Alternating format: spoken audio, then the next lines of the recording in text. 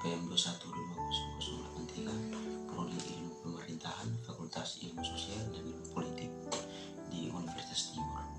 Pada video yang pertama, kita sudah membahas tentang demokrasi dan budaya birokrasi serta inti pembahasannya.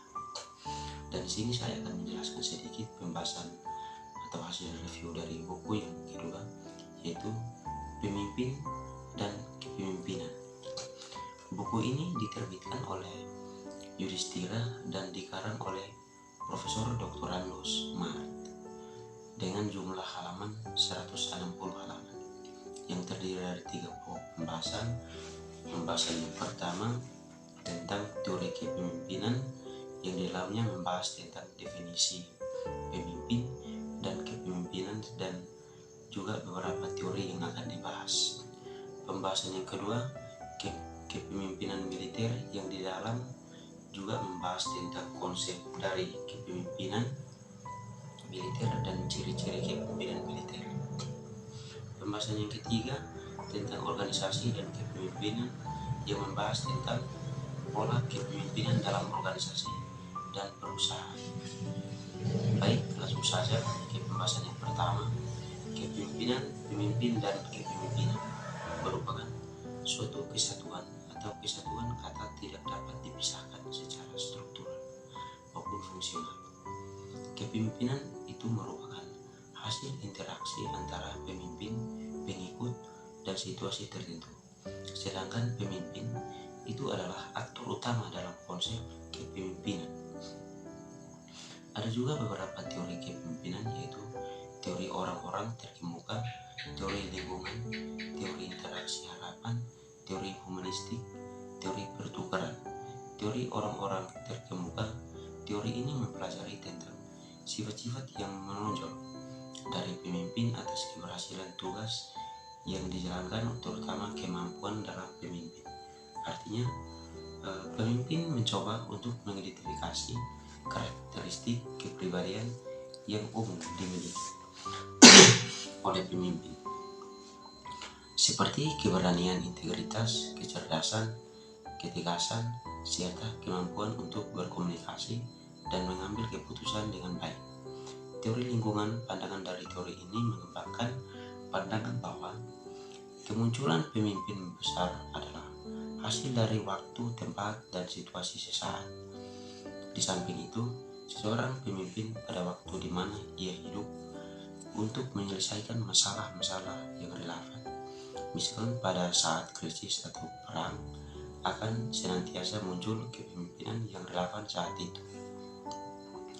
Teori interaksi harapan, dalam teori ini, kepemimpinan menyatakan bahwa perilaku pemimpin akan dipengaruhi oleh harapan-harapan para pengikutnya. Artinya, jika para pengikut memiliki harapan bahwa pemimpin akan menjadi sosok yang adil, komunikatif, dan bijaksana dalam mengambil keputusan, pemimpin kemungkinan besar akan berusaha untuk memenuhi harapan-harapan tersebut. Sebaliknya, jika harapan-harapan tersebut tidak terpenuhi, hal ini dapat mempengaruhi persepsi para pengikut terhadap pemimpin dan dinamika kepemimpinan dalam kelompok tersebut. Teori humanistik, dalam teori ini mengatur kebebasan individu untuk merealisasikan atau mewujudkan motivasi dari rakyat agar mencapai tujuan bersama.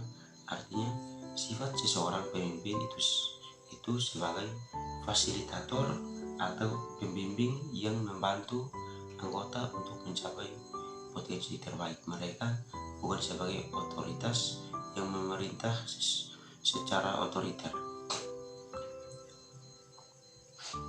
Teori pertukaran, teori ini merupakan interaksi sosial yang akan menghasilkan bentuk perubahan di mana pengikut akan berpartisipasi aktif. Melalui teori atau cara ini, muncullah keseimbangan yang positif untuk adanya kebersamaan bersifat persis terhadap tujuan yang akan dicapai, agar pengikut maupun pemimpin bersama-sama merasakan kepuasan harapan-harapan yang dicapai. Pembahasan yang kedua, konsep dari kepemimpinan militer. Kepemimpinan militer adalah kemampuan seseorang pemimpin untuk memimpin dan mengelola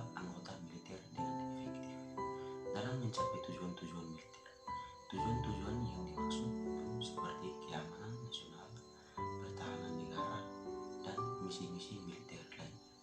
Selain itu, pemimpin militer biasanya harus memiliki kualitas kepemimpinan yang kuat seperti keberanian, integritas, kemampuan mengambil keputusan cepat, dan kemampuan untuk memotivasi dan menginspirasi anggota tim. Ciri-ciri kepemimpinan militer. Kepemimpinan militer memiliki ciri khas yang mencerminkan kebutuhan dan dinamika unik dalam lingkungan militer. Beberapa ciri-ciri tersebut antara lain: kepemimpinan otoritas. Kepemimpinan militer didasarkan pada otoritas yang diberikan oleh struktur dan hierarki militer. Artinya, para pemimpin memiliki tanggung jawab yang jelas terhadap bawahan mereka. Kepemimpinan kode etik.